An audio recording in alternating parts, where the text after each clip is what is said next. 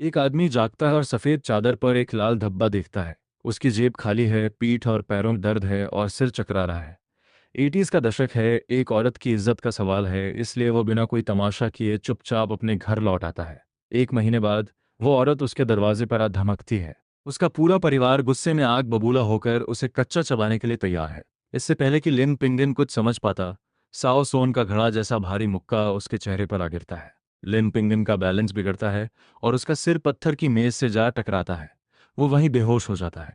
इसी बीच 30 साल बाद एक छोटे शहर के अस्पताल में बूढ़ा लिन पिंगन ऑक्सीजन ट्यूब के सहारे मौत से लड़ रहा है।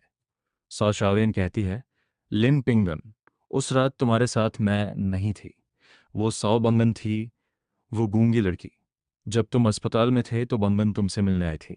वो बहुत देर तक तुम्हें इशारों में कुछ समझाने की कोशिश कर रही थी, लेकिन तुम्हें कुछ समझ नहीं आया। मैंने तुमसे कहा कि मैं तुम्हारा बच्चा छीनना चाहती हूँ, और तुमने मेरी बात मान ली।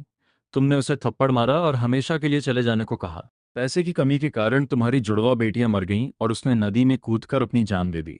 उसकी माँ उसे ढूंढने आई, लेकिन मेरे परिवार की दादी ने उसे पहाड़ों के एक सुनसान गांव में बेच दिया, जहां उसे पीट पीट कर मार डाला गया। मैं अब और नाटक नहीं कर सकती। मैंने अपनी पूरी जिंदगी इन दो एहसान फरामोश बच्चों के लिए एक बहुत बड़ा साम्राज्य खड़ा करने में लगा दी। लिन पिंगन सोचता है, साओ बंगन की जुड़वा बेटियां थीं और मुझे कुछ पता ही नहीं चला। काश मैंने साइन लैंग्वेज सीखी होती। मेरा सिर इतना क्यों फट रहा है? साओ सॉन कहता है, आयलिन, अगर तू मरा नहीं है तो अभी के अभी खड़ा हो जा। आज साओ परिवार को जवाब चाहिए। लिन पिंगान सोचता है, साओ सॉन, सो शियोन, ये इतने जवान कैसे लग रहे हैं? क्या मैं मर नहीं गया था? क्या मैं टाइम ट्रैवल करके वापस आ गया हूँ? लिन पिंगान कहता है, सो शियोन, इस नाजायज बच्चे का बाप कौन है जिसे तू मेरे मरने की कोशिश कर रही है? साओ शाविन कहती है, क्या बकवास कर रहा है तू मुकरने की जरूरत कर रहा है? आज मैं तेरा मुंह तोड़ दूंगी।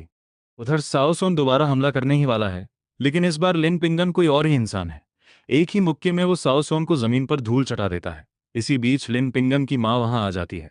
ये सुनकर कि उसके बेटे ने इस परिवार की बेटी के साथ रात बिताई है, वो तुरंत घुटनों के बल बैठ जाती है। माँ कहती है, साओ परिवार की बहू, हम शादी करेंगे, हम शादी करेंगे। आप अपनी शर्तें बताइए। सौ शालन की माँ कहती है, मेरी बेटी से शादी करना कोई मामूली बात नहीं है, खासकर तुम्हारे परिवार की हालत देखते हुए। 300 युआन की दहेज की रकम, साथ ही 3 घड़ियां और एक रेडियो, बस इतना ही काफी होगा। लिन पिंगन की माँ कहती है, ये बहुत ज्यादा है। दूसरे परिवार सिर्फ 100 युआन देते हैं, आप 300 मांग रही हैं, वो भी घर के सामान के साथ। हमारी इतनी हैसियत नहीं है। साओ शिवन कहती है, पैसे नहीं है और फिर भी मेरी बहन के साथ सोने की हिम्मत की। माँ, पुलिस को बुलाओ, इस पर रेप का केस दर्ज करो। लिन पिंगन कहता है, सोशियाविन, तेरे पास कोई सबूत है कि उस रात मैं तेरे साथ था? सोशियाविन कहती है, बिल्कुल है। चाहे कुछ भी हो जाए, तू उस औरत को कैसे नहीं पहचानेगा जिसके साथ तूने रात बिताई है? लिन पिंगन की माँ कहती है, चुप कर, मैं तुझे अभी अपने साथ ले चलती हूँ। माँ बेटे वहां से जाने लगते हैं। उन्हें जाता देख सोशियाविन पागलों की तरह घबरा जाती है। उसका पेट दिन ब दिन बढ़ता जा रहा है, और अगर उसने जल्दी शादी नहीं की तो बहुत देर हो जाएगी। सौबांगन वहां नहीं आई थी। यकीनन उसे कहीं बंद कर दिया गया होगा। सौबांगन सौ शावेन की चचेरी बहन है। माँ बेटी अकेले रहती हैं और सौ शावेन का परिवार उन पर हमेशा जुल्म करता है। दूसरी तरफ ये सोचकर लिन पिंगान लंबे लंबे कदम भरता हुआ तेजी से साओ परिवार के घर की तरफ भागता है। यह आदमी 80s के दशक में दोबारा पैदा हुआ है। आंखें खोलते ही उसका सामना एक प्रेग्नेंट औरत से हुआ जो उससे जबरदस्ती शादी करना चाहती थी, वो भी 300 युआन के भारी दहेज और घरेलू सामान की शर्त के साथ। अगर वो मना करता तो पुलिस में रिपोर्ट करके उसे जेल भिजवा देती। पिछले जन्म में लिन पिंगिन ने बिना कुछ समझे सब मान लिया था, क्योंकि उस रात उसने बहुत ज्यादा शराब पी रखी थी और उसे उस लड़की का चेहरा तक याद नहीं था। इसलिए उसने साशावेन से शादी कर ली। लेकिन 60 साल की उम्र में एक भयानक एक्सीडेंट के बाद अस्पताल के बिस्तर पर साशावेन ने उसे सारा सच बता दिया। उस रात जिस लड़की के साथ उसने रात बिताई थी, वो असल में साओ बांगन थी, साओ शावेन की गूंगी चचेरी बहन। और साओ शावेन के पेट में पल रहा बच्चा किसी और का था। साओ बांगन ने उसे जुड़वा बेटियां दी थीं, लेकिन बिना किसी पहचान और भयानक गरीबी के कारण सच जानने के बाद उसने बच्चियों के साथ नदी में कूदकर अपनी जान दे दी थी। लिन पिंगन ने अपनी आंखों से देखा था कि कैसे जिस बेटे को उसने पाला, उसी ने उसकी ऑक्सीजन ट्यूब निकाल दी थी। लेकिन दोबारा आंखें खोलने पर वो उसी दिन में वापस आ गया है जब सौ शावेन शादी का दबाव डालने आई थी। लिन पिंगन कसम खाता है कि इस बार वो सौ बंगन की रक्षा करेगा। सौ शावेन की साजिश का पर्दाफाश करने के बाद लिन पिंगन सीधे अपनी माँ के साथ सौ परिवार के घर पहुंचता है। उसका दिल कह रहा है कि बांगन और उसकी माँ खतरे में है। माँ बेटे अभी आंगन में घुसे ही हैं कि उसकी चचेरी बहन लिन जिंगू और बूढ़ा साओ दौड़ते हुए बाहर आते हैं। बूढ़ा साओ कहता है, लिन पिंगन, तुम यहाँ क्या कर रहे हो? शाओयुन तुम्हें लेने तुम्हारे घर नहीं गई थी? लिन पिंगन कहता है, शाओयुन मुझे लेने क्यों जाएगी? लिन पिंगन पूरे आंगन पर नजर दौड़ाता है। मिट्टी के 4 बड़े कमरे। पूरब वाले कमरे पर ताला लगा है। पश्चिम में एक सुअर बाड़ा और मुर्गियों का दड़बा है। लिन पिंगन सीधे पूरब वाले कमरे की तरफ बढ़ता है। लिन पिंगन कहता है, पिछली बार जब मैं शादी की बात करने आया था तो मैं कुछ भूल गया था। मुझे उसे खोजना है। बूढ़ा साओ अपनी लाठी जमीन पर पटकता हुआ उसका रास्ता रोकता है। बूढ़ा साओ कहता है, 1 महीने पुरानी बात। तुझे लगता है वो अब भी वहीं होगा, या फिर तू चोरी करने आया है? मेरे लकड़हारे के कमरे में ऐसा कौन सा खजाना छिपा है? अचानक ताले वाले कमरे के अंदर से एक भारी आवाज आती है। लिन पिंगन बूढ़े साओ को धक्का देकर दरवाजे के पास पहुंचता है। लिन पिंगन कहता है, अंदर कोई है? लिन जिंगू कहता है, तमाशा करना बंद कर, अंदर कोई नहीं है।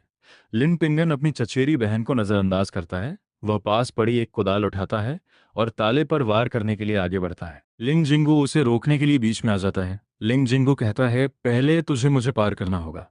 लिन पिंगन कहता है, लिंग जिंगू, तू अच्छी तरह जानता है कि मैं कैसा इंसान हूं।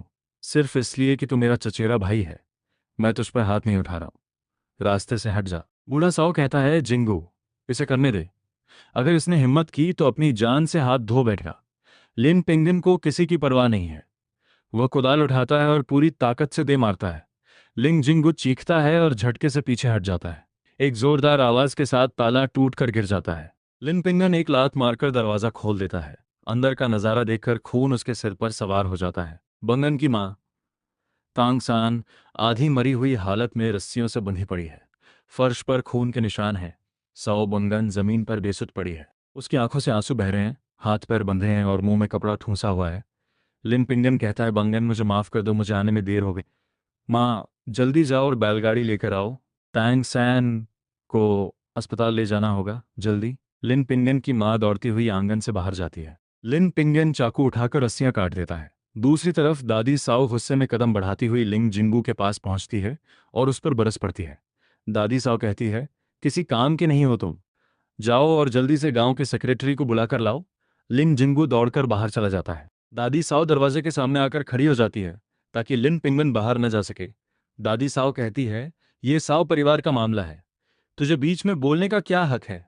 लिन पिंगन कहता है, अगर इन्हें कुछ भी हुआ तो पूरा साओ परिवार जेल की हवा खाएगा। साओ बंगान लिन पिंगन का हाथ पकड़ती है और बार बार सिर हिलाकर मना करती है।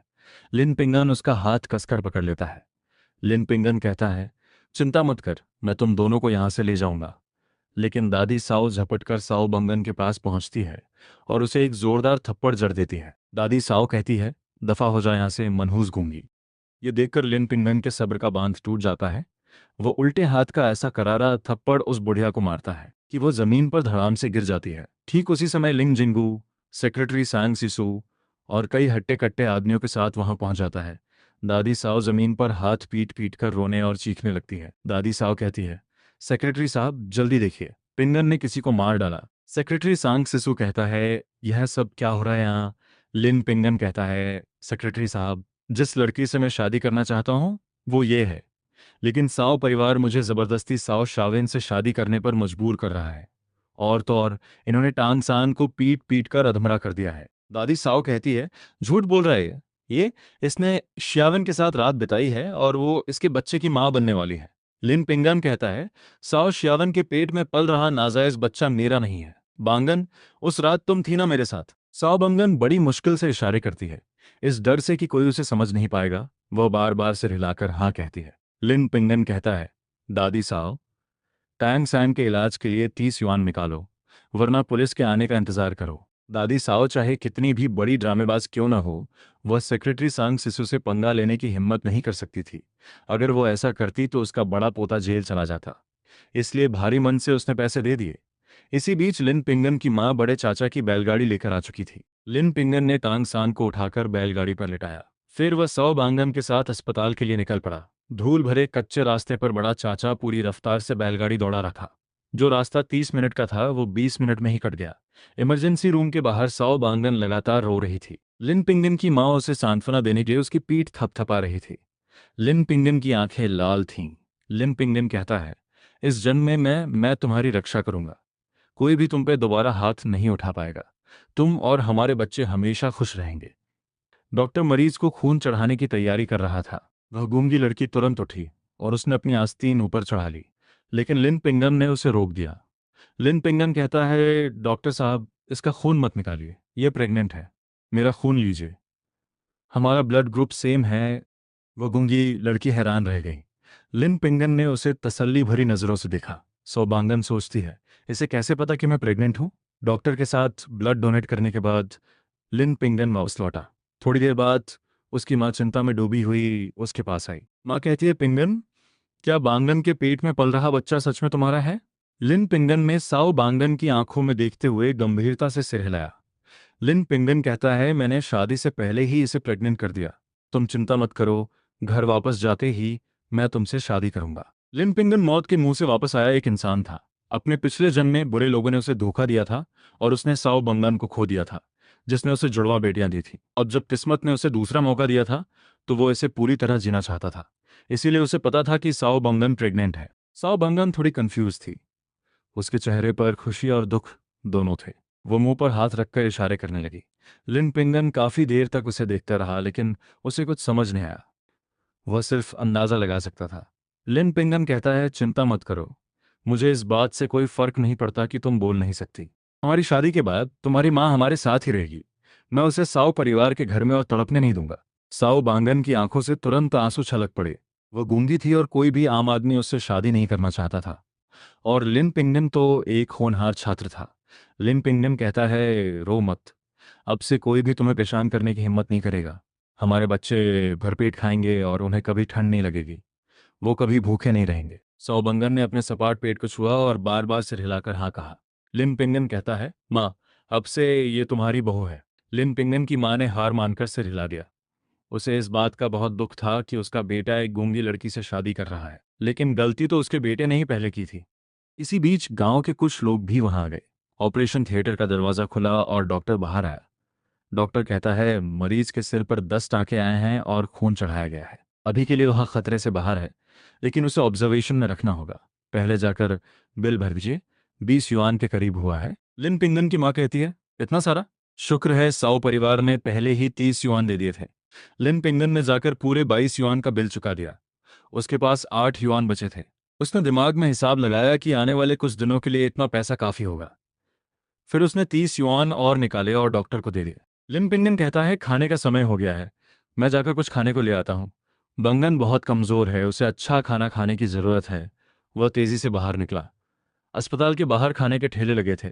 उसने 10 मीट बंस, 2 प्लेन नूडल्स के बाउल और 5 शुगर बंस खरीदे। इस सब में उसे सिर्फ 1.5 युआन लगा। उस जमाने में पैसों की बहुत कीमत होती थी। इतनी कम कीमत में इतना सब कुछ आ गया। भविष्य में तो महंगाई आसमान छूने वाली थी। बैलगाड़ी के पास पहुंचकर उसने 4 बंस बूढ़े चाचा को दिए। लिन पिंगन कहता है, चाचा, दोपहर हो गई है, कुछ खा लीजिए। बूढ़ा चाचा उन्हें लेने से मना कर रहा था। वह जानता था कि ये सफ़ेद मीट बंस सस्ते नहीं आते, लेकिन लिन पिंगन ने जिद करके वे बंस उसके हाथों में थमा दिए। बूढ़े आदमी ने एक बड़ी सी मुस्कान के साथ उन गर्म बंस को ले लिया। बूढ़ा चाचा सोचता है, ये लड़का सच में बहुत समझदार है, इस बार मैं उससे सफ़र के पैसे नहीं लूंगा। लिन पिंगन खाना लेकर कमरे में पहुंचा। तांग सैन अभी भी होश में नहीं आई थी। लिन पिंगन ने नूडल्स और बंस मेज पर रख दिए। लिन पिंगन कहता है, आओ, गरम गरम खा लो। उसने साओ बंगन और अपनी माँ को चॉपस्टिक्स पकड़ा दी। नूडल्स देखते ही साओ बंगन की आंखों से फिर से आंसू बहने लगे। वह बिना रुके इशारे कर रही थी। हालांकि लिन पिंगन को उसके इशारे समझ नहीं आ रहे थे, लेकिन वह उनके पीछे का मतलब समझ सकता था। लिन पिंगन कहता है, मेरे पास बहुत पैसे नहीं हैं, लेकिन अपनी माँ का ख्याल रखने के लिए तुम्हें ताकत की ज़रूरत है। अगर तुम ढंग से नहीं खाओगी तो कैसे काम चलेगा? चलो खा लो बांगैन, खा लो। तुम्हारे पेट में पल रहे बच्चे को भी तो खाना चाहिए। बच्चे का नाम सुनते ही साओ बांगन ने चॉपस्टिक्स उठा ली। साओ बांगन सोचती है, मेरे बच्चे, मैं खाऊंगी। मेरी जिंदगी में पहली बार किसी ने मेरे साथ इतना अच्छा बर्ताव किया है। तीनों ने खाना खाया, लेकिन बिस्तर पर पड़ी मरीज को अभी भी होश नहीं आया था। लिन पिंगन की माँ परेशान होने लगी। माँ कहती है, घर पर खाना तो मैं ही बनाती हूँ, अगर मैं वापस नहीं गई तो पता नहीं तुम्हारे पिता जब शिकार से लौटेंगे तो उन्हें कुछ खाने को मिलेगा भी या नहीं। लिन पिंगन अपनी माँ की चिंता समझ रहा था। उसने बचे हुए 8 युआन 100 बांगन को दे दिए और उसे कुछ अच्छा खाने पीने का सामान खरीदने को कहा। फिर वह दूसरे चाचा की बैलगाड़ी लेकर घर के लिए निकल पड़ा। गांव के एंट्रेंस पर पहुंचकर उसकी माँ ने 20 फैन निकाले। माँ कहती है, दूसरे चाचा, आपकी इस तकलीफ के लिए बहुत बहुत शुक्रिया, ये लीजिए। दूसरा चाचा कहता है, इसकी कोई ज़रूरत नहीं है, तुम्हारे बेटे ने मुझे 3 मीट बंस दिए थे, मैंने अपनी पूरी ज़िंदगी में कभी इतने बढ़िया मीट बंस नहीं खाए। दूसरा चाचा अपनी बैलगाड़ी लेकर वापस जाने लगा, लेकिन लिन पिंगन उसके पीछे दौड़ा और 20 फैन उसके हाथ में थमा दिए। लिन पिंगन कहता है, दूसरे चाचा, वो बंस मेरी तरफ से गिफ्ट थे, आपको ये पैसे तो लेने ही पड़ेंगे। दूसरे चाचा की बहू बहुत खतरनाक थी और बात बात पर तमाशा खड़ी कर देती थी। अगर किसी ने बिना पैसे दिए बैलगाड़ी इस्तेमाल की तो वो हंगामा मचा देती। बूढ़े को पैसे रखते देख माँ बेटे जल्दी से घर की तरफ चल गई। आंगन में घुसते ही दूसरी चाची गुस्से में फनकारती हुई लिन पिंगन की माँ पर झपट पड़ी। दूसरी चाची कहती है, भाभी, जरा देखो इस आंगन का क्या हाल कर दिया है। माँ कमरे में बैठी भालू की वजह से रो रही है। पिता को एक जंगली सुअर ने बांह पर काट लिया था और एक इमरजेंसी ऑपरेशन के लिए उन्हें तुरंत 30 युआन की जरूरत थी। लेकिन दादाजी ने इस मौके का फायदा उठाकर परिवार का बंटवारा कर दिया और घर, अनाज और सारा पैसा दूसरे और तीसरे चाचा को दे दिया। बड़े बेटे के परिवार को, जिसमें 5 लोग थे, सिर्फ 10 कैटी मक्के का आटा दिया गया। इस नाइंसाफी से भड़क कर बड़ा बेटा दौड़ते हुए नदी में कूदने चला गया। बूढ़ा जांग चिल्लाता है, अरे कोई बचाओ, लिन का दूसरा बेटा नदी में कूद गया है, कोई जल्दी आओ। बूढ़े जांग की चीख सुनकर गांव वाले दौड़कर नदी के किनारे जमा हो गए। कुछ नेक लोग लड़के को बचाने के लिए पानी में छलांग लगाने की तैयारी कर ही रहे थे कि इसी बीच पानी के अंदर लिन पिंगन अपनी सांस रोके नदी के तल पर कुछ ढूंढ रहा था। अचानक शैवाल के बीच कुछ सुनहरा और चमकदार सा दिखाई दिया। लिन पिंगन ने उसे पकड़ा और तुरंत अपनी जेब में रख लिया। जैसे ही वह किनारे की तरफ तैरने लगा, 2 छोटे हाथों ने उसे कसकर पकड़ लिया और ऊपर की तरफ खींचा। लिन पिंगन ने ऊपर देखा। यह उसका 7 साल का छोटा भाई लिन शाह था। लिन शाह कहता है, भैया मत मरो, प्लीज मत मरो। लिन पिंगन कहता है, शाओ एन, शांत हो जा, तेरा बड़ा भाई नहीं मरने वाला, चल घर चलते हैं। गांव वालों की हैरान नजरों के बीच लिन पिंगन अपने भाई को लेकर घर लौट आया।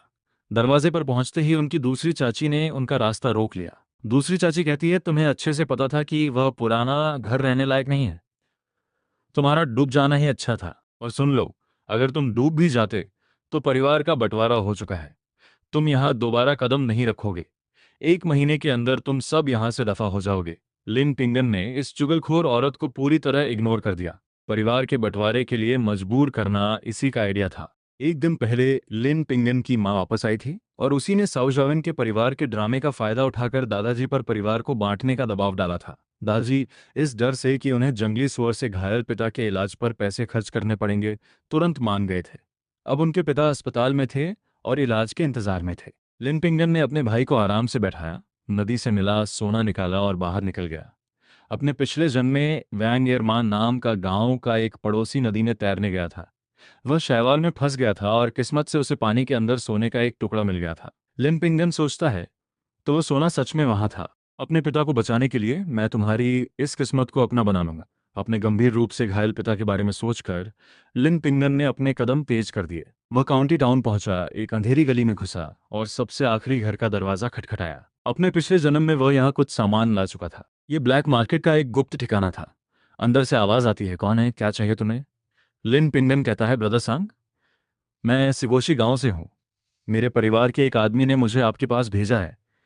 मैं चाहता हूं कि आप एक चीज देखकर उसकी कीमत बताएं। 80s के दशक में छोटे मोटे व्यापार की थोड़ी छूट थी, लेकिन गैर कानूनी कामों पर कड़ी नजर रखी जाती थी। सारे बड़े सौदे गुपचुप तरीके से ही होते थे। दरवाजा खुला और लिन पिंगन तेजी से अंदर घुस गया।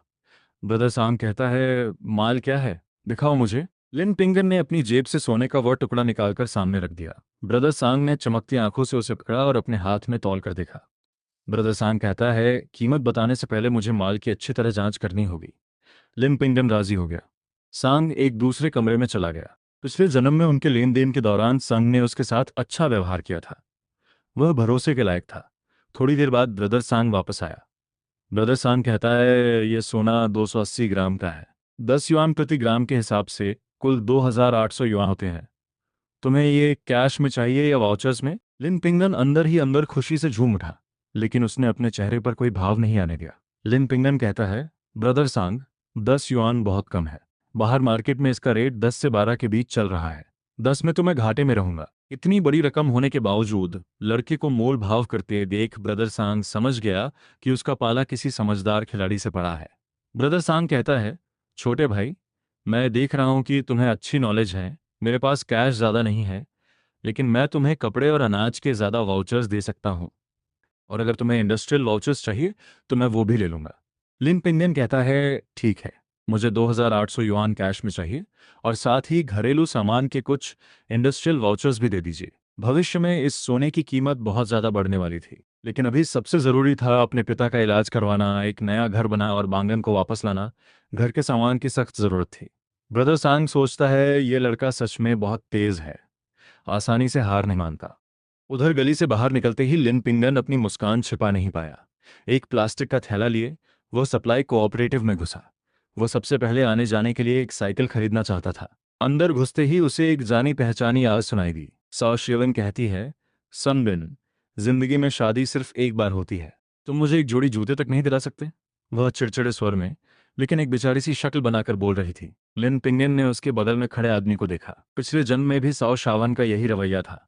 जब उसे अपनी मनचाही चीज नहीं मिलती थी तो वह ऐसे नाटक करती थी जैसे पूरी दुनिया ने उस पर जुल्म किया हो। साओ शावन कोई अजनबी नहीं थी। पिछले जन्म में वह किसी और के बच्चे की मां बनने वाली थी, और उसी ने लिन पिंगन को शादी के लिए मजबूर किया था, जिसकी वजह से साओ बंगन की दर्दनाक मौत हुई थी।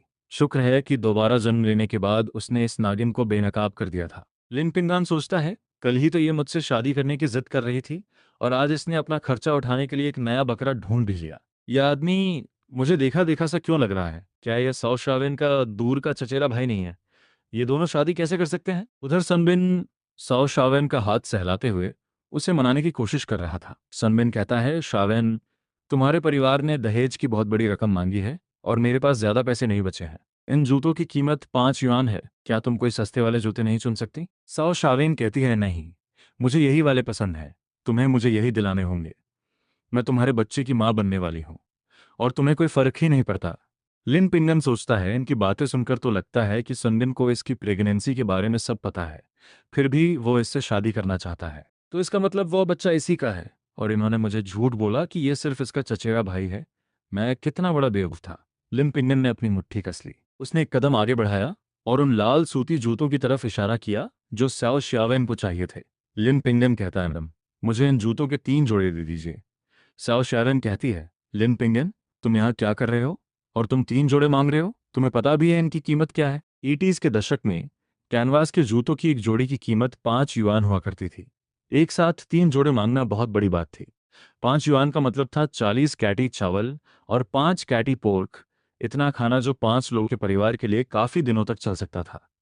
लालची साओ श्यवेन भी ये देखकर हक्की बक्की रह गई। गांव में सब जानते थे कि लिन पिंगन सबसे गरीब है।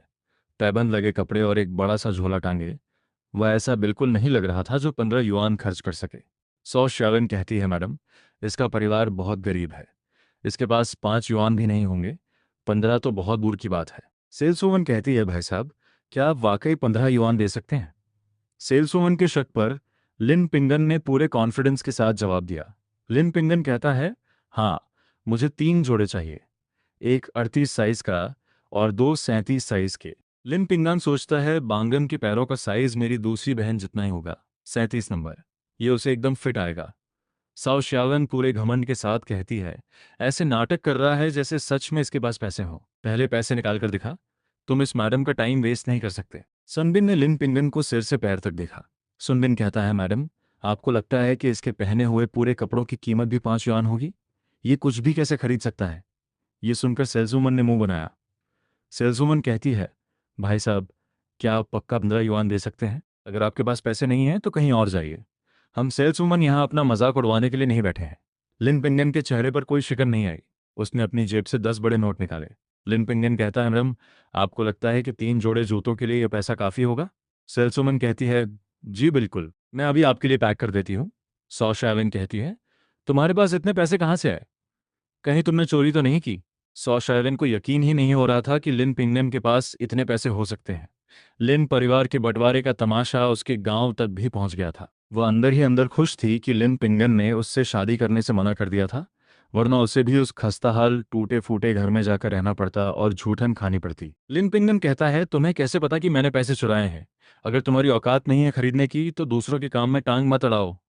साउथ शेवन कहती है, जब तू इतना ही उछल रहा है तो निकाल अपने पैसे और खरीद कर दिखा। साउथ शेवन गुस्से से इतनी लाल पीली हो रही थी कि मानो उसकी आंखों से चिंगारियां निकल रही हों। पैसों का नाम सुनते ही उसने सनबिन की तरफ देखा और मक्खन लगाते हुए उसका हाथ पकड़ लिया। साउथ शेवन कहती है, सनबिन, तुम्हारे पास शादी के पैसे हैं ना? उन्हें निकालो और मुझे ये जूते दिलाओ। इसे दिखाओ कि मेरा आदमी इससे लाख गुना बेहतर है। लिन पिंगन कहता है, साउथ शेवन, क्या तू ये नहीं कह रही थी कि तेरे पेट में पल रहा बच्चा मेरा है और मुझे हर हाल में तुझसे शादी करनी ही पड़ेगी? और अब तुझे इस बच्चे का असली बाप मिल गया। लिन पिंगन ने यह बात जानबूझकर जोर से कही। दुकान में मौजूद हर कोई मुड़कर साउशेवन को देखने लगा और सेल्सवुमन की नजरें उसके पेट पर टिक गईं। साउशेवन कहती है, लिन पिंगन, किसने कहा कि मैं तुमसे शादी करने वाली हूँ? मैं सनबिन से शादी कर रही हूँ। बकवास करना बंद करो। लिन पिंगन कहता है, बकवास? तो क्या तू, तेरी माँ और तेरा बड़ा भाई कल मेरे घर आकर शादी का दबाव नहीं डाल रहे थे? पूरे गांव ने ये तमाशा देखा है। क्या तू इस बात से मुकर सकती है? सनबिन कहता है, तू लिन पिंगन है? तू अपने आप को समझता क्या है? ये जल्द ही मेरी पत्नी बनने वाली है। तू इसे मुझसे छीनना चाहता है? ये ख्याल अपने दिमाग से निकाल दे। लिन पिंगन कहता है, मुझे इस बेरंग लड़की में कोई दिलचस्पी नहीं है। एक प्रेग्नेंट औरत जो सिर्फ मुझे धोखा देने के लिए थी। मैं ऐसी लड़की से कभी शादी नहीं करूंगा। सनबिन, मुझे पता है तेरे दिमाग में क्या चल रहा है। तू वापस शहर लौटना चाहता है ना? अगर किसी ने तेरी शिकायत कर दी तो मुझे लगता है तेरा शहर लौटना मुश्किल हो जाएगा। सनबिन कहता है, नहीं, मैं बस स्यायुन के साथ एक छोटी सी शादी करूंगा। जब मैं शहर वापस लौटूंगा और इसे अपने माता पिता से मिलवाऊंगा तब हम एक बड़ी शादी करेंगे। इससे मेरे शहर लौटने पे कोई फर्क नहीं पड़ेगा। लिन पिंगन कहता है, सच में साओ श्यावन, तुझे डर नहीं लगता कि अगर ये शहर लौट गया तो कभी वापस नहीं आएगा और फिर तुझे अपने इस बड़े पेट के साथ इस बच्चे को अकेले ही पालना पड़ेगा? कितनी तरस खाने वाली बात होगी। लिन पिंगन सोचता है, अगर मुझे सही से याद है तो पिछले जन्म में सनबिन का एक बेटा था जो सौशावन के बेटे से 1 साल छोटा था। लोग कहते थे कि जब वह शहर लौटा तो उसके माता पिता ने उसकी शादी कहीं और तय कर दी थी। बाद में वो औरत मर गई। अगर सौशावन ने इसे वापस जाने दिया तो वह पक्का इसे धोखा देगा। सौशावन कहती है, तुम बस जल रहे हो। जल रहे हो क्योंकि मेरा सनबिन तुमसे बेहतर है। उसके पिता टेक्सटाइल फैक्ट्री के डायरेक्टर हैं। जब हम वापस जाएंगे तो मैं एक महारानी की तरह रहूंगी और तुम इसी गांव में सड़ते रहना और मक्की की रोटी चबाना। लिन पिंगन कहता है, महारानी, मुझे तो लगता है कि तू ही इस गांव में अकेले बच्चे को पालते हुए सड़ने वाली है। लिन पिंगन सोचता है, मैं इन दोनों कमीनों को इतनी आसानी से नहीं छोड़ने वाला था। पहले इन्हें शादी करने दो, फिर इनकी बारी भी आएगी। अपने पिता और अस्पताल में भर्ती बांगन का ख्याल आते ही लिन पिंगन काम की बात पर लौट आया। लिन पिंगन कहता है, मैडम, मुझे एमएल के 2 डिब्बे, 1 kilo brown sugar, white rabbit caramel के 2 पैकेट और जॉन यू ब्रांड की एक साइकिल दे दीजिए। सोसियावेन जोर से चिल्लाती है, एक साइकिल? तुम्हारे पास साइकिल का वाउचर है और तुम उसे खरीदने की हिम्मत भी कर रहे हो? लिन पिंगन ने इतना सारा सामान खरीद लिया था जो कोई छोटी मोटी रकम नहीं थी और एक जॉन यू साइकिल की कीमत तो 160 युआन से भी ज्यादा थी। बिना किसी हिचकिचाहट के लिन पिंगन ने नोटों की वह मोटी गड्डी निकाली जो ब्रदर सांग ने उसे दी थी। उसने उसमें से साइकिल का वाउचर निकाला। लिन पिंगन कहता है, मैडम, क्या आप मुझे साइकिल अभी दे सकती हैं? सेल्सवुमन वाउचर देखकर सन्न रह गई। उसे संभलने में थोड़ा वक्त लगा। सेल्सवुमन कहती है, जी, मैं अभी लाती हूँ। जब लिन पिंगन बाहर निकला तो उसकी नई साइकिल सामान से लदी हुई थी। साओ शावेन गुस्से से कांपती हुई सुनबिन को घूर रही थी, जो उसके लिए 5 युआन के जूते खरीदने में भी कंजूसी कर रहा था। उसके दिल में कड़वाहट भर गई। उधर लिन पिंगान खुशी खुशी अस्पताल पहुंचा, लेकिन उसने देखा कि उसकी दूसरी बहन कमरे के दरवाजे के पास रो रही थी। लिन पिंगान कहता है, दूसरी बहन, तुम रो क्यों रही हो? दूसरी बहन अपने आंसू पोंछते हुए रूंधे गले से कहती है, माँ ने पापा के इलाज के पैसे नहीं भरे हैं। पापा की हालत बहुत खराब है। उनके हाथ की चोट गहरी है और एक और ऑपरेशन की ज़रूरत है। डॉक्टर कह रहा है कि ठीक होने के लिए इम्पोर्टेड दवाइयाँ लानी पड़ेंगी जिनकी कीमत 300 युआन है।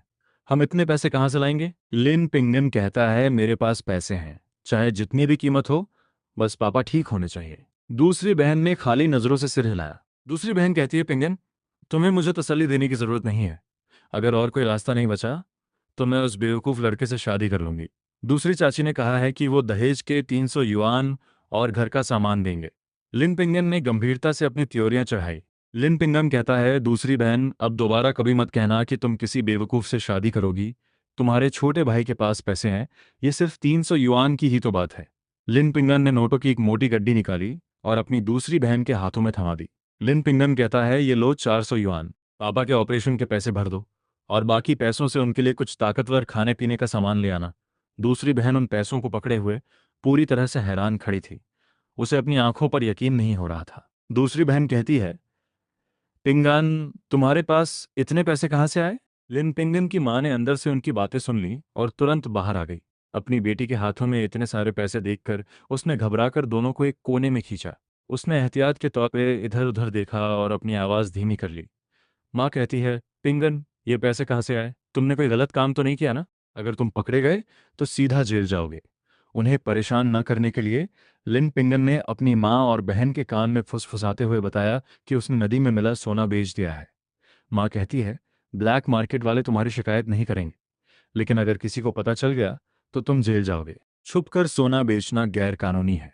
अगर पकड़े गए तो वो तुम्हें अंदर कर देंगे। लिन पिंगन कहता है, आप फिक्र मत कीजिए, ब्लैक मार्केट वालों को हमसे ज़्यादा डर रहता है कि कहीं हम उनकी शिकायत न कर दें। और वैसे भी हमारे हालात देखिए, पापा का हाथ ठीक करना सबसे ज़रूरी है और ये पैसा एकदम सही वक्त पर काम आ रहा है। जब तक कोई कुछ नहीं बोलेगा, किसी को पता नहीं चलेगा। ये बात किसी और को पता नहीं चलनी चाहिए।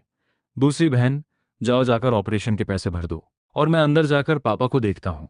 माँ कहती है, तुम्हारे पापा को होश आ गया है। लिन पिंगन ने सिर हिलाया और जो सामान लाया था उसे लेना नहीं भूला। उसकी माँ ने जब इतना सारा सामान देखा तो वह फिर से चिंता में पड़ गई।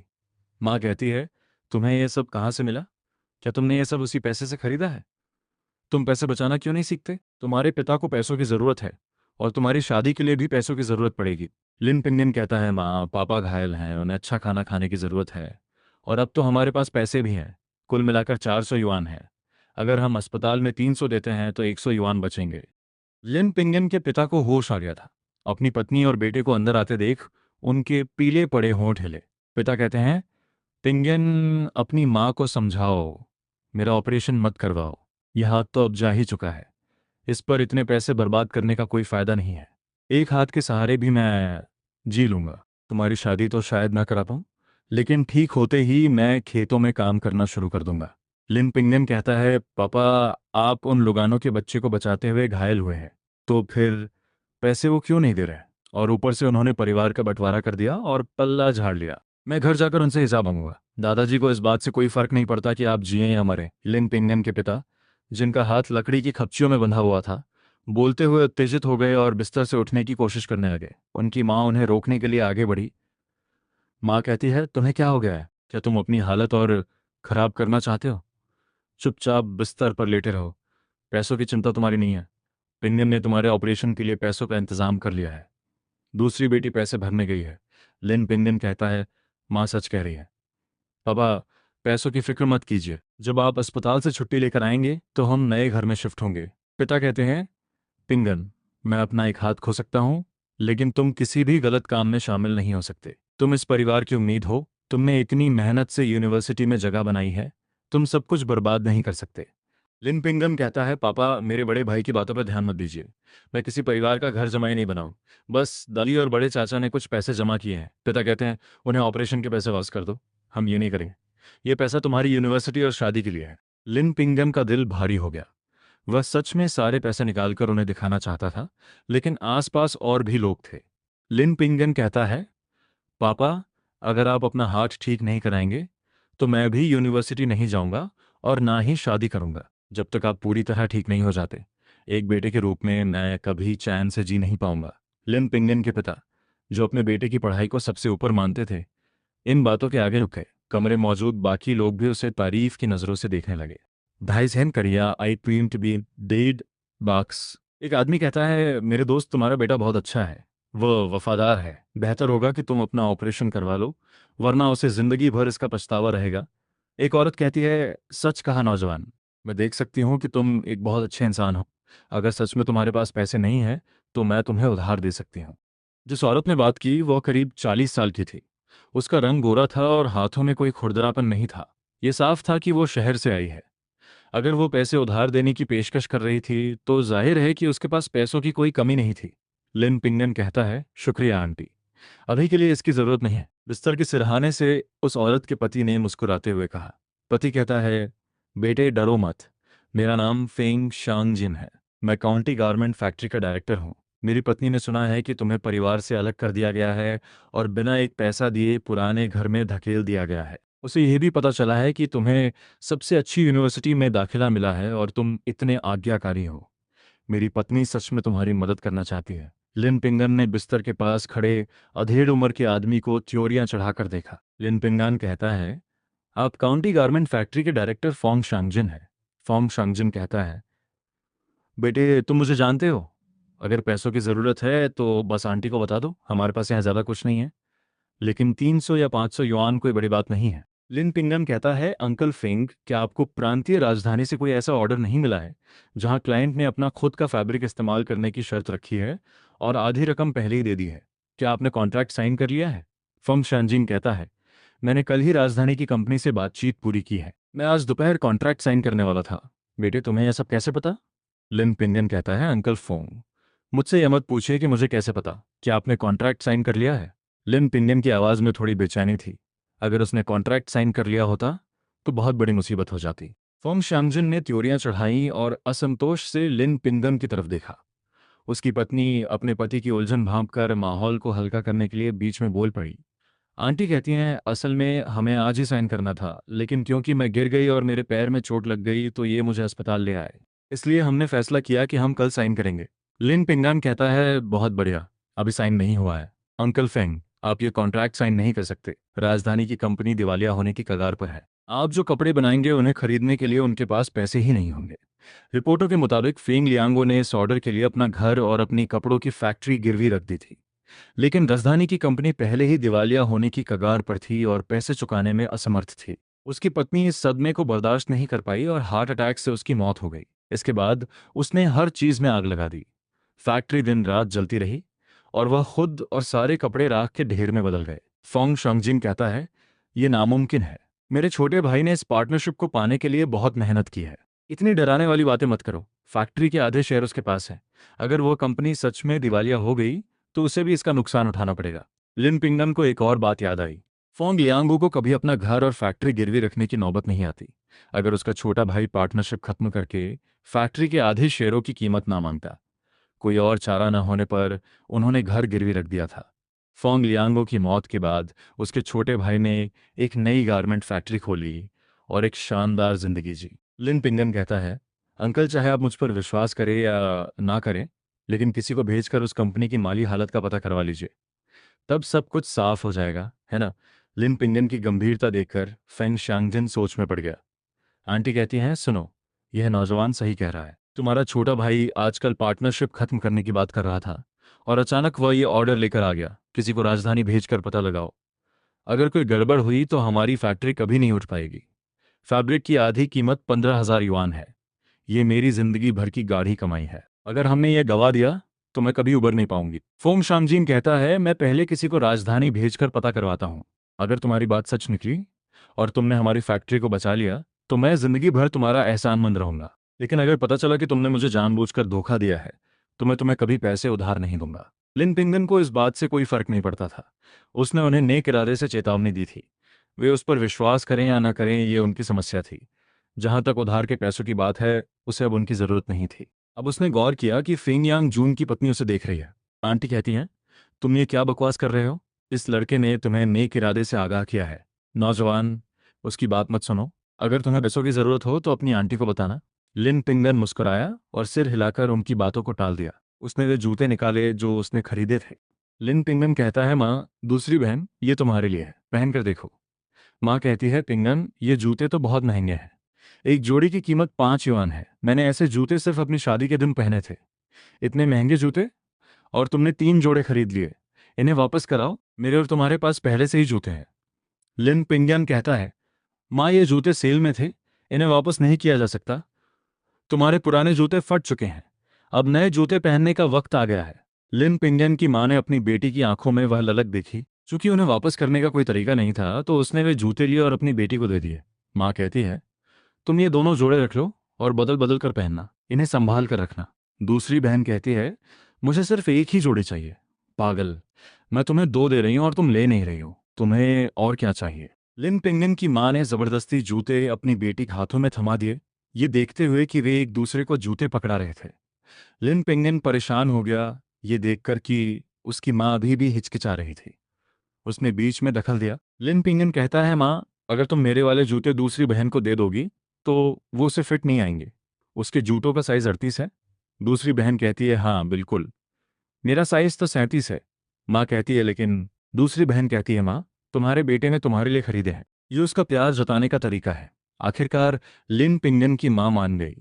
लिन पिंगन ने अपनी जेब से ब्राउन शुगर, माल्ट एक्सट्रैक्ट, डिब्बाबंद खाना और जो कुछ भी खरीदा था उसे निकालकर मेज पर रख दिया।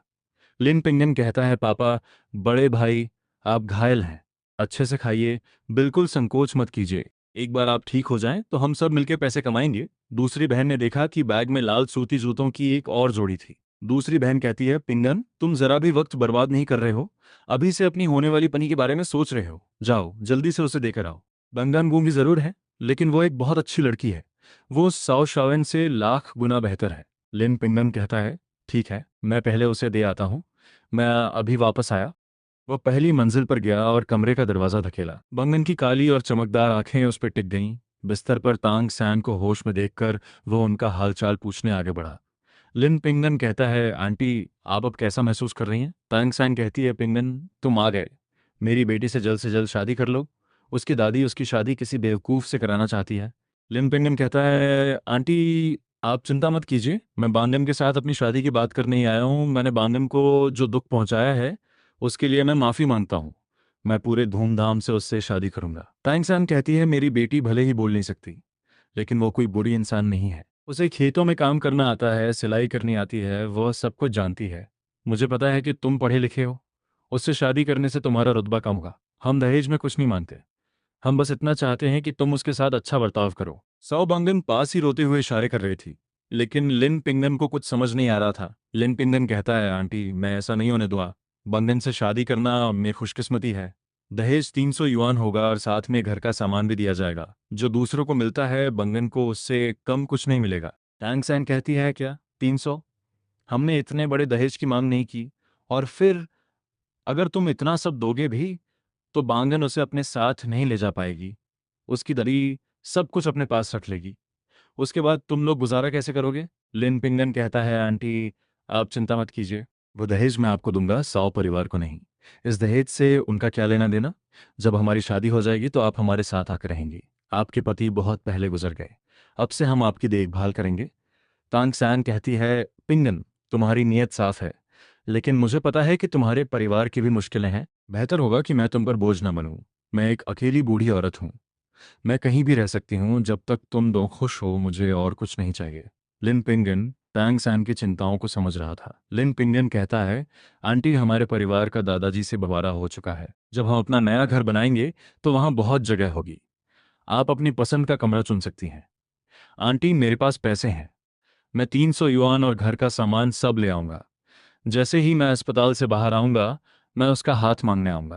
टैंग सान कहती है, तुम्हें इतना सब लाने की जरूरत नहीं है, बस तुम्हारा आना ही काफी होगा। अगर तुम इतना सामान लाओगे तो सब कुछ वापस नहीं ले जा पाओगे, बेवकूफ। जाते समय लिन पिंगन ने अपनी जेब से ब्राउन शुगर और डिब्बाबंद खाना निकाला और मेज पर रखना शुरू कर दिया, इस डर से कि कहीं तांग सन उसे ये सब वापस ले जाने के लिए न कह दे। सामान रखते ही वह तेजी से बाहर निकल गया। साओ बांगन उसे अलविदा कहने के लिए दौड़ी। जब उसने दरवाजा खोला तो लिन पिंगन वहीं खड़ा था। उसके हाथ में लाल जूतों की एक जोड़ी थी।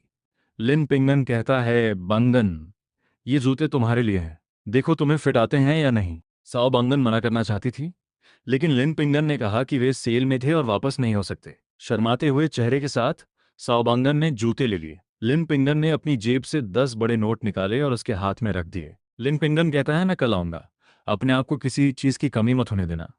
मेरे पास पैसे हैं। सौ बंगन उन्हें लेना नहीं चाहती थी। लिन पिंगन ने उसका हाथ पकड़ लिया। लिन पिंगन कहता है, ये पैसा किसी इमरजेंसी के लिए अपने पास रखो, ये तुम्हारी सेफ्टी के लिए है। अगर तुम इसे नहीं लोगी तो मुझे गुस्सा आ जाएगा। वह घबरा गई और उसने सिर हिलाकर हाँ कर दी। लिन पिंगन सोचता है, मेरी होने वाली पत्नी सच में कितनी प्यारी है। सीढ़ियों से नीचे उतरते हुए और बगल वाले कमरे से गुजरते हुए लिन पिंगन संभला और अंदर गया। लिन पिंगन कहता है, माँ, रात होने वाली है, आज रात मैं पापा और बड़े भाई के पास रुकता हूँ, तुम और दूसरी बहन घर जाओ। माँ कहती है, तुम और तुम्हारी दूसरी बहन घर जाओ, मैं रुकूंगी। तुम्हारे पापा इस हालत में हैं, मुझे चैन नहीं मिलेगा। दूसरी बहन, घर जाओ और अपने छोटे भाई का अच्छे से ख्याल रखना। दूसरी बहन कहती है, माँ तुम फिक्र मत करो पिंगान, चलो जल्दी घर चलते हैं। दूसरी बहन लिन पिंगन को दरवाजे की तरफ खींचने लगी। बाहर पहुंचकर लिन पिंगन एक चमचमाती नई साइकिल लेकर आया। लिन पिंगन कहता है, बैठो मैं तुम्हें घर छोड़ता हूँ। दूसरी बहन कहती है, पिंगान ये साइकिल कहाँ से आई? जिसकी भी है उसे फौरन वापस कराओ। लिन पिंगन कहता है, दूसरी बहन ये मैंने खरीदी है। बैठो, शाओ आन घर पर हमारा इंतजार कर रहा होगा। ये कोई मजाक नहीं था। ये देखकर दूसरी बहन साइकिल पर बैठ गई। खाने के एक ठेले के पास से गुजरते हुए लिन पिंगन ने 10 मीट बंस खरीदे। वैसे आमतौर पर ऐसे 3 बड़े बंस उसका पेट भरने के लिए काफ़ी होते थे। लिन पिंगन कहता है, घर देर से पहुंचने का मतलब है कि खाना नहीं बनाना पड़ेगा। दूसरी बहन कहती है, पिंगन क्या हम सच में मीट बंस खा सकते हैं? लिन पिंगन कहता है, दूसरी बहन अब से हम रोज ऐसा ही खाना खाएंगे जब तक तुम मीट बंस खा खा कर बोर नहीं हो जाती। दूसरी बहन कहती है, मुझसे मजाक मत करो, तुम्हें हमारी हालत पता है। अच्छा होगा अगर तुम थोड़े पैसे बचा कर रखो। जब वे दोनों साइकिल से घर पहुंचे तो वहां का नज़ारा देखकर लिन पिंगन गुस्से से फट पड़ा। आंगन में लिन श्या दर्द से चीख रहा था और दूसरी चाची उसके कान मरोड़ते हुए उसे गालियां दे रही थी। दूसरी चाची कहती है, कमीने, मैंने तुझे मुर्गियों को खिलाने के लिए केंचुए लाने को कहा था और तू सिर्फ इतने से लेकर आया और ऊपर से जुबान लड़ाता है। परिवार के बंटवारे का मतलब ये नहीं है कि अब तुझे काम नहीं करना पड़ेगा। ये मेरा घर है, अगर तू यहाँ रहता है तो तुझे काम करना पड़ेगा, परजीवी कहीं के। इस दौरान दादाजी और दूसरा चाचा आराम से मेज पर खाना खा रहे थे, बिना एक बार भी नजरें उठाए। लिन पिंगन दौड़ता हुआ अपनी साइकिल से उतरा और उसने दूसरी चाची को जोर से धक्का दिया। लिन पिंगन कहता है, यहाँ परजीवी कौन है? तुम लोग आराम से खाना खा रहे हो और मेरे भाई को पीट रहे हो। हमारा पहले ही बंटवारा हो चुका है, हर कोई अपना अपना काम करता है। लिन स्या जो केचुए ढूंढता है वो हमारी मुर्गियों के लिए भी काफी नहीं होते। मेरा परिवार तुम्हारा नौकर नहीं है। दूसरी चाची जोर का धक्का लगने से जमीन पर गिर पड़ी। वो गुस्से भरी आंखों से लिन पिंगन को घूरने लगी। आंगन में लिन के दादाजी ने अपनी चॉपस्टिक्स मेज पर जोर से पटकी। दादाजी कहते हैं, तो ये क्या कर रहा है? आज जो हुआ, क्या तुझे उस बात पर जरा भी शर्म नहीं है? लिन परिवार ने ऐसे लड़के को पाला है? बूढ़ा लिन गुस्से से हाँफ रहा था। दादाजी कहते हैं, दूसरे चाचा। लिन के दूसरे चाचा ने अपने भतीजे को गुस्से से देखा। लिन पिंगन ने उन्हें तिरछी नजर से देखा और सख्ती से कहा। लिन पिंगन कहता है, दादाजी, अगर आप चाहते हैं कि मैं आपकी इज्जत करूं तो पहले आपको बड़ों जैसा बर्ताव करना होगा। आपने देखा कि दूसरी चाची मेरे भाई को मार रही थी। शाओ आन दर्द से चीख रहा था। उस वक्त घर के बड़े कहाँ थे? और अब जब मैं बीच बचाव कर रहा हूं तो आप मुझ पर बरस रहे हैं। बूढ़ा लिन अपने ही पोते से इस तरह की बातें सुनकर सीधे एक लोहे के औजार की तरफ बढ़ा जो एक कोने में पड़ा था। वह लिन पिंगन को मारने ही वाला था। लिन पिंगन ने उसे आते हुए देखा और हवा में ही उस औजार को कर लिया। लिन पिंगन कहता है, दादाजी, जब आपने परिवार का बंटवारा किया था तो क्या आपने एक बार भी हमारे जीने मारने के बारे में सोचा था? मेरे पापा और भाई अस्पताल में हैं। क्या आपने एक बार भी उन्हें देखने जाने की जहमत उठाई? मेरे पापा भी तो आपके बेटे हैं। आप इतने पत्थर दिल कैसे हो सकते हैं? और अब आप मुझ पर अपना रौब झाड़ना चाहते हैं? क्या आप इसके लायक भी हैं? दादाजी कहते हैं, बदतमीज, तेरी अपने दादाजी से इस तरह बात करने की हिम्मत कैसे हुई? उसने लोहे के औजार को जोर से अपनी तरफ खींचा, लेकिन लिन पिंगन के हाथों में वह टस से मस नहीं हुआ। बूढ़े का गुस्सा 7वें आसमान पर पहुंच गया। दादाजी कहते हैं, योंग, तू बुत बनकर क्यों खड़ा है? तू देख रहा है कि तेरे बाप और तेरी बीवी पर हमला हो रहा है और तू बस खड़ा है। आ और इस बिगड़े हुए लड़के को सबक सिखाने में मेरी मदद कर। लिन योंग उठा और उसने लिन पिंगम को मुक्का जड़ दिया। लिन पिंगम ने तुरंत बूढ़े लिन को अपनी ढाल बना लिया। योंग का मुक्का सीधे बूढ़े लिन के शरीर पर लगा। बूढ़ा दर्द से कराहता हुआ मुड़ा और चिल्लाया। दादाजी कहते हैं, लिन, तू किसे मार रहा है? अकल के अंधे, ये वो है या मैं हूं? मुझे चोट लगी है।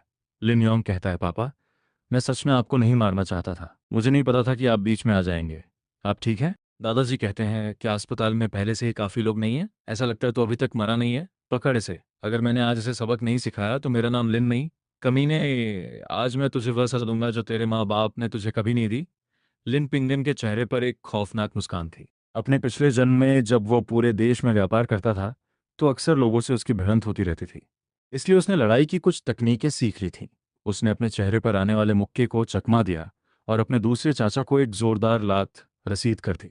लिन योंग को संभलने का मौका ही नहीं मिला और वह औंधे मुंह गिर पड़ा। दादाजी कहते हैं, तेरी हिम्मत कैसे हुई अपने दूसरे चाचा को मारने की? लिन योंग उठा और लिन पिंगन पर झपटा। लिन पिंगन ने पलटवार किया और कुछ ही मुक्कों और लातों में उसे जमीन पर सुला दिया। लिन पिंगन कहता है, दूसरे चाचा, हमारे परिवारों का बंटवारा हो चुका है। आप ही थे जिन्होंने हमारे काम में टांग अड़ाई। अगर ऐसा दोबारा हुआ तो मैं आप लोग से हमेशा के लिए रिश्ता तोड़ लूंगा। इतना कहकर लिन पिंगन अपनी दूसरी बहन और शाओ आन को लेकर वहां से चला गया। बूढ़े लिन और उसके बेटे को मार खाए नीले पड़े चेहरों के साथ वहीं छोड़कर अपने कमरे में वापस आकर दूसरी बहन ने वो बंस निकाले जो वह लाई थी। दूसरी बहन कहती है, शाओ आन, तुम्हें भूख लगी होगी, लो एक बन खा लो। शाओ आन कहता है, इस बन में से बहुत अच्छी खुशबू आ रही है और इसके अंदर मीट भी भरा है। लिन पिंगम ने जल्दी से गर्म पानी ढूंढा लेकिन देखा कि थर्मस गायब था। शवान ने धीमी आवाज में अपनी गलती मानी, दूसरे भैया, ये मेरी गलती है, मुझे बाहर नहीं जाना चाहिए था, मैंने थर्मस खो दिया। लिन पिंगन कहता है, कोई बात नहीं, अगर वो खो गया है तो हम नया खरीद लेंगे, मेरे पास पैसे हैं, आराम से अपना बन खाओ। दूसरी बहन कहती है, ये जरूर दूसरी चाची का काम होगा, उसी ने लिया होगा, मैं जाकर उससे मांगती हूँ। लिन पिंगन कहता है, अगर तुम जाओगी भी तो वो अब तक उसे छुपा चुकी होगी, मैं कल नया ले आऊंगा। तीनों ने अपना खाना खत्म किया। फिर लिन पिंगन ने एक प्लास्टिक का थैला मेज पर रखा। दूसरी बहन कहती है, पिंगन, इस थैले में सुअर का चारा क्यों है? लिन पिंगन कहता है, चाहे कुछ भी हो जाए, शोर मत मचाना, अपने मुंह पर हाथ रख लो, एक आवाज भी नहीं आनी चाहिए। दोनों ने पूरे यकीन के साथ सिर हिलाया। लिन पिंगन ने ऊपर से चारा हटाया तो नीचे बड़े नोटों की एक गड्डी दिखाई दी। दूसरी बहन कहती है, बड़े भैया, इतने सारे पैसे, इससे हम कितने बंस खरीद सकते हैं और हम पापा की बीमारी का इलाज भी करा सकते हैं। तीनों एक पल के लिए खुशी से झूम उठे, फिर चिंता वापस आ गई। दूसरी बहन कहती है, सही कहा, हम इतने सारे पैसे कहाँ छुपाएंगे? वो डायन, दूसरी चाची, जरूर हमारे सामान की तलाशी लेने आएगी। लिन पिंडन कहता है, कल मैं सेक्रेटरी सांग से मिलने जाऊंगा, मैं उनसे घर बनवाने में हमारी मदद करने के लिए कहूंगा। मैं उन्हें 500 दे दूंगा, बाकी के 1500 मैं कल बैंक में जमा करा दूंगा। दूसरी बहन कहती है, ठीक है, हम ऐसा ही करेंगे। इस प्लास्टिक के थैले के साथ अगर तुम न बताओ तो कोई अंदाज भी नहीं लगा सकता कि इसके अंदर पैसे हैं। लिन पिंगन ने शाओआन को प्यार से देखा। लिन पिंगन कहता है, शाओआन, कल तुम्हारा बड़ा भाई तुम्हारे लिए एक स्कूल बैग और कापियां लाएगा, तुम भी स्कूल जाओगे। शाओआन कहता, सच में? दूसरे भैया, मैं स्कूल जाऊंगा। अगले दिन सुबह जल्दी लिन पिंगन गांव के सेक्रेटरी सांग के पास पहुंचा। सेक्रेटरी सांग अपने घर पर ही थे। उसे देखकर उन्होंने उसे अंदर बुला लिया। सेक्रेटरी सांग कहते हैं, पिंगन, तुम्हारे पापा कैसे हैं? लिन पिंगम कहता है, वो बेहतर हैं, बहुत बेहतर हैं। सेक्रेटरी सांग, आज मैं आपसे एक मदद मांगने आया हूँ। सेक्रेटरी सांग कहते हैं, कुछ कहने की जरूरत नहीं है। सेक्रेटरी सांग को सब पता है। ये लो, ये 50 युआन रखो, इन्हें अपने पापा के इलाज में लगाओ। तुम्हारे दादाजी ने सच में बहुत बुरा बर्ताव किया है, लेकिन तुम्हारे पिता की बीमारी का इलाज होना चाहिए। मैं गांव वालों से बात करूंगा कि हर कोई अपनी तरफ से थोड़ा थोड़ा योगदान दे। तुम्हारा एडमिशन सबसे अच्छी यूनिवर्सिटी में हुआ है, तुम्हारा भविष्य बहुत उज्जवल है। लिन पिंगन कहता है, सेक्रेटरी सांग, मैं पैसे उधार लेने नहीं आया हूँ, मेरे पापा के ऑपरेशन का खर्चा पहले ही भर दिया गया है। अस्पताल में एक बहुत भले इंसान ने हमें पैसे उधार दिए हैं। लिन पिंगन ने पैसे सेक्रेटरी को वापस कर दिए। सेक्रेटरी सांग कहते हैं, मुझे उम्मीद है कि उसने बदले में तुमसे कुछ नहीं मांगा होगा। लिन पिंगन कहता है, क्या वो गारमेंट फैक्ट्री के डायरेक्टर नहीं है? उन्होंने बस हमारी मजबूरी देखी और मदद करना चाहिए।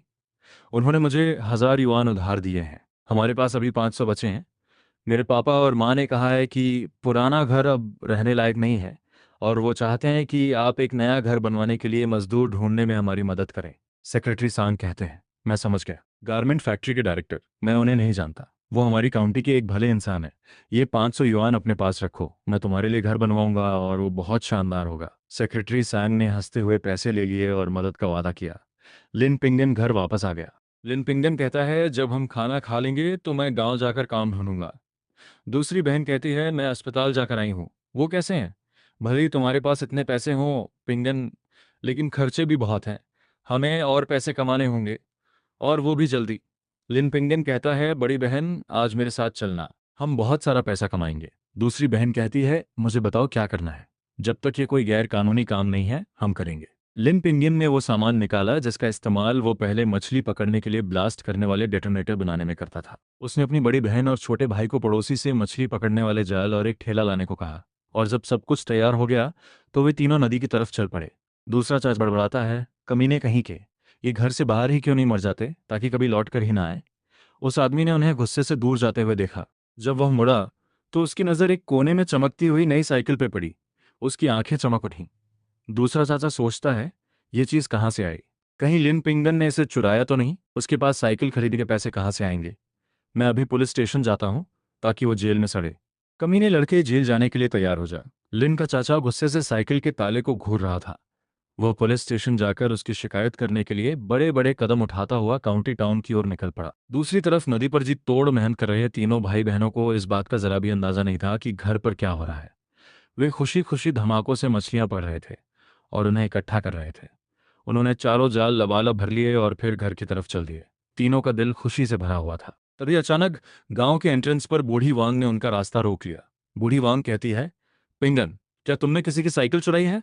जल्दी करो, पुलिस तुम्हारे घर पर तुम्हारा इंतजार कर रही है। लिन पिंगन कहता है, क्या हुआ दादी, पुलिस हमारे घर क्यों आई है? बूढ़ी वांग कहती है, तुम्हारा दूसरा चाचा वो शहर के पुलिस स्टेशन गया था ये बताने के लिए कि पिंगन ने एक साइकिल चुराई है और उसे आंगन में छिपा रखा है। पुलिस तुम्हें गिरफ्तार करने के लिए घर पर इंतजार कर रही है। जल्दी करो। तुम्हारा दूसरा चाचा सच में बहुत बुरा इंसान है। वो सच में पिंगन को जेल भेजना चाहता है। लिन पिंगन कहता है, हमें बताने के लिए शुक्रिया दादी, ये साइकिल चोरी की नहीं है, ये मैंने खरीदी है। मैं पुलिस को सब समझा दूंगा। लिन पिंगन ने ठेला उठाया और आगे बढ़ गया। बूढ़ी वांग उसे इतना कॉन्फिडेंट देखकर थोड़ी आश्वस्त हुई और वह भी उनके घर की तरफ चल दी। आंगन में कदम रखते ही दूसरी चाची गुस्से में बाहर आई और उसने लिन पिंगन का हाथ कसकर पकड़ लिया। दूसरी चाची कहती है, इंस्पेक्टर साहब, यही है वो, इसी ने साइकिल चुराई है और उसे यहाँ लाया है। हमारा इससे कोई लेना देना नहीं है।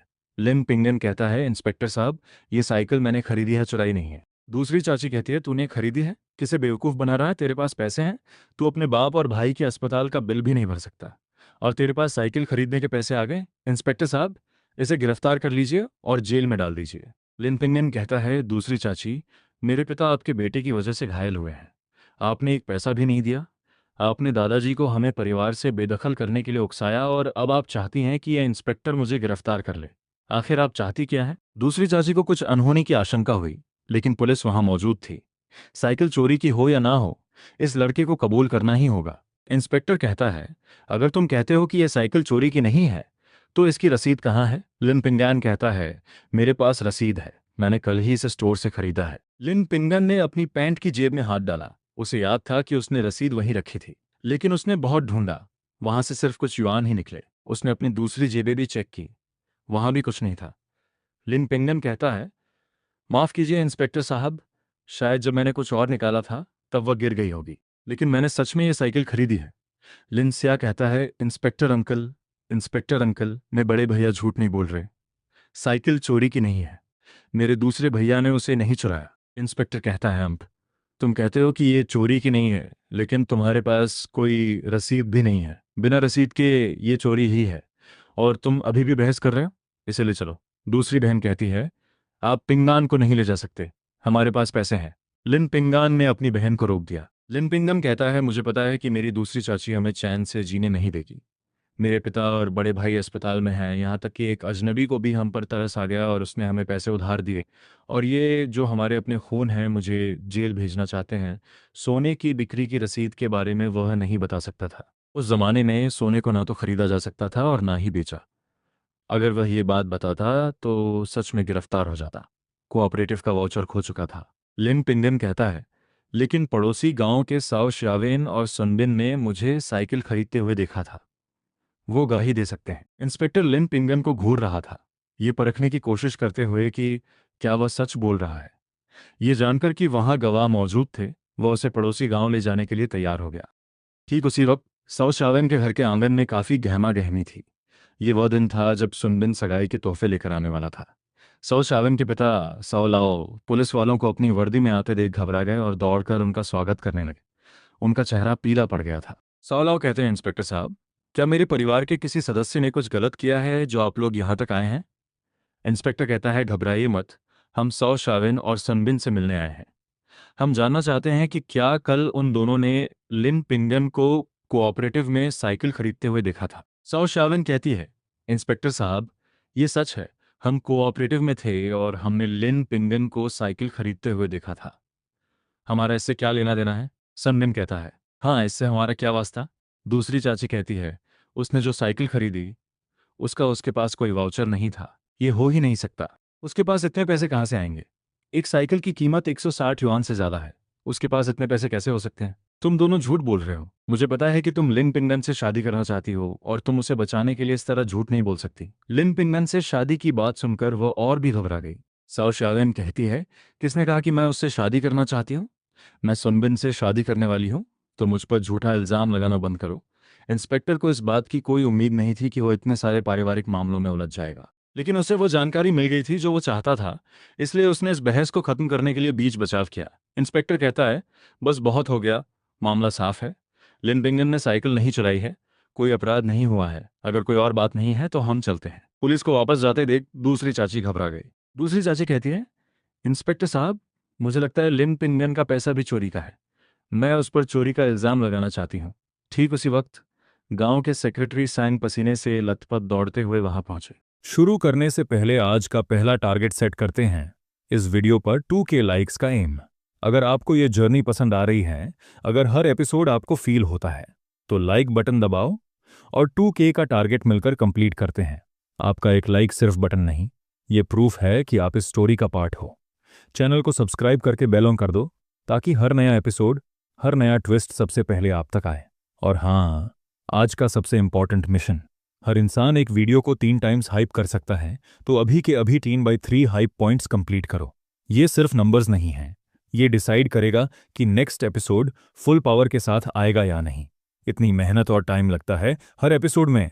अगर सपोर्ट स्ट्रांग रहा तो सीरीज और भी इंटेंस होगी, लेकिन अगर रिस्पॉन्स वीक रहा तो शायद ये जर्नी यहीं रुक सकती है, या फिर आगे सिर्फ मेंबर्स के लिए कंटिन्यू होगी। डिसीजन आपके हाथ में है। 2K लाइक सेम कंप्लीट करो, 3/3 हाइप फिनिश करो, लाइक और सब्सक्राइब करो और कमेंट में लिखो मिशन कंप्लीट। ये सिर्फ चैनल नहीं, हमारी कम्युनिटी का पावर मोमेंट है।